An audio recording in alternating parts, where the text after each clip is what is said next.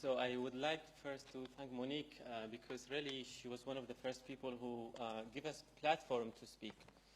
And because of her support, we were able to go to the Security Council and have the first session on slavery. And that work also led to, this is a very sad room for me to see, and I was very sad to listen to the remarkable stories. But I think also the work that has been done is making difference. So the work we started a couple of years ago, 4 years ago, now led to the Security Council Resolution 2379, which is an investigation team from the Security Council working with Iraq will go and will collect evidences on ISIS crimes and preserve these evidences. And I can surely tell you, without this work, there would be no resolution. And whatever ISIS done to us, to all the communities, would have gone without investigation, without interviews, without any form of justice. And it might still go without any form of justice. I don't want to repeat to you what happened to the Yazidi community. I think you all know at some capacity what happened. This parliament itself recognized the Yazidi genocide. There's 3 or 4 resolutions on this, on the mass graves that need to be exhumed, on the recognition, and also on helping of the survivor. There is also a wide understanding from the world that this was a genocide that has intention to end the Yazidi community. There was also a genocide against other religious communities like Christians, others, where ISIS intended to end them. Slavery was in the heart of this genocide, where slavery of men, of the children, and of the women. A lot of the men, before they were executed, they were forced to dig tunnels. They were used to do horrible work. A lot of the children who were enslaved were put in the front lines to be killed. The women were used as sex slaves on a systematic basis, where they were given to multiple fighters without money, sometimes for a gift, sometimes for nothing. The women indeed were the focus of this genocide, and the sexual slavery was intended to cause individual humiliation, community humiliation. We are a people, you may not know much about us. We are 500,000 people in Iraq, about 1 million people globally. But the honor is important for us, for our women. Most of the Yazidi women were never touched by men. Most of the Yazidi women, all of them, were looking to be married, were looking to have families. What ISIS did took them and took from them their dignity and their honor, and took it from us all as a community. I've seen almost every single person from my own community is traumatized, whether he's in Iraq, in Europe, in the US, anywhere in the world, traumatized community. The genocide resulted in the killing and enslavement of 12,000 people within a span of 2 weeks. That's a big number. That included abduction of about 7,000 women and children. We are lucky that about 3,500 have came back, and they came back in very horrible ways. They came back where families had to pay thousands and thousands of dollars. I just met with Noura.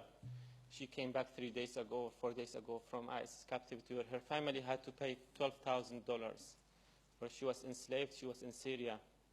She had horrible situation escaping from Syria. Even the family that she went to, the family, which is supposed to be a normal family, they also made money from her.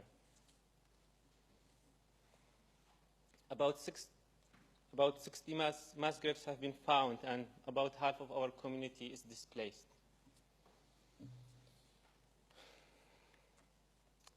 I have personally sat down with a lot of these people. I have interviewed them. Our center has been helping them. And I can tell you there is no language in the world can match the suffering. There is no word, doesn't matter how you can express yourself, that nothing can really make that story. So when I look to Noura, in her eyes, and it is really just hopelessness and just pain that is so deep and so profound in her after being held for 4 years as sex slaves. There is still no justice served. You wouldn't believe it. 12,000 killing, enslavement, not a single trial, locally or internationally. Not a single person have been asked why you committed these crimes. Not a single person have been brought before cameras, before before the victims. Not a single victim have been asked to go and testify, to know what happened.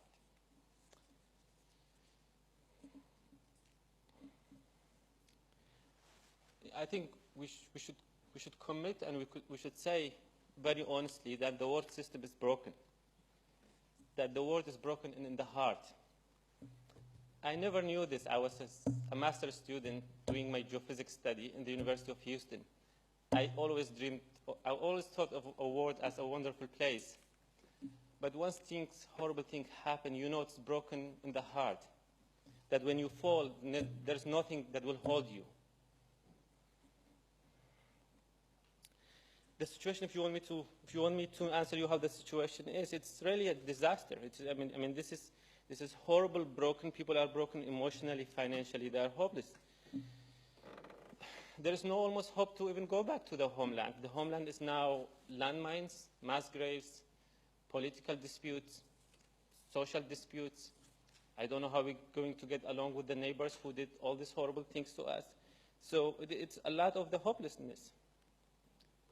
We asked a question to our community, through my Facebook page, and 88% said that they want to leave the country, and they don't feel safe to go back. A lot of people want to come to Europe, but Europe is closing its doors on our people, on everyone. And I don't think that's the Europe that I've always envisioned, that I read about, that the continent that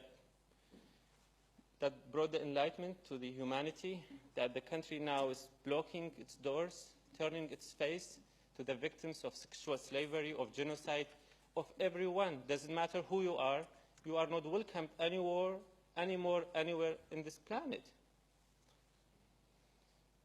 And I think I'm grateful to what Germany did, to what Canada did, to Australia did, that took some of these people. I think also Germany hasn't allocated a single dollar for the Yazidi genocide recovery. I am in Iraq for the past 4 years. I haven't seen a single European Union money, a single dollar, that brought for rebuilding, for bringing back education, health, building back people's houses. 80% of the houses are destroyed. I think Europe was a beacon of hope for us, but honestly, it's now, to me, a distant, cold continent that is not feeling me. I mean, I really do believe that this genocide will probably end the Yazidi community if it goes the way it is now. But if it happens, I think it's not only us who should carry the blame.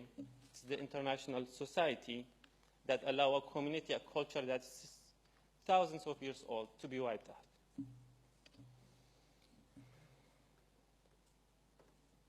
A lot of people ask me when I came here, I ask them, I'm going to speak at European Union.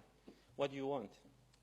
I mean, a lot of people want to leave, want to come here, but the Europe is not letting them in. Even for people who are here, I mean, there are a lot of the Yazidis at your step doors in Greece, in Turkey, that you are not allowing them to come in. So please don't close your borders on people who need your help, because in World War II, your ancestors were also on step doors of others who provided you security and safety. People who will come because they are hopeless. They will come to contribute to your societies. I mean, we are not coming here to be beggars. We are just looking for shelter and a place to live with dignity.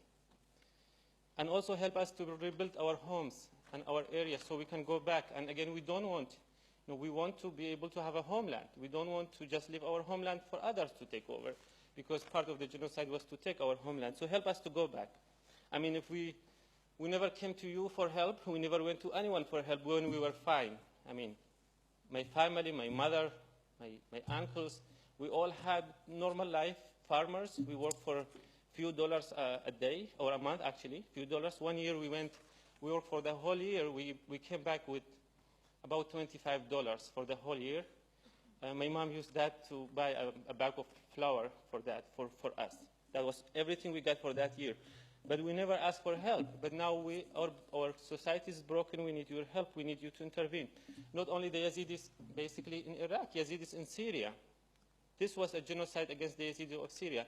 We don't have From 90,000, now we have only a few thousand Yazidis left in Syria, and Yazidis now in Afrin, and other religious minorities in Afrin. Basically, they cannot worship their religion anymore, and basically all our temples have been destroyed, and those militias, or those terrorist militias, they are supported by a country which is part of the Council of Europe. So in a way, you also carried some of that responsibility. We count on you, Europe. Our community looks up to you, and please deliver. Thank you.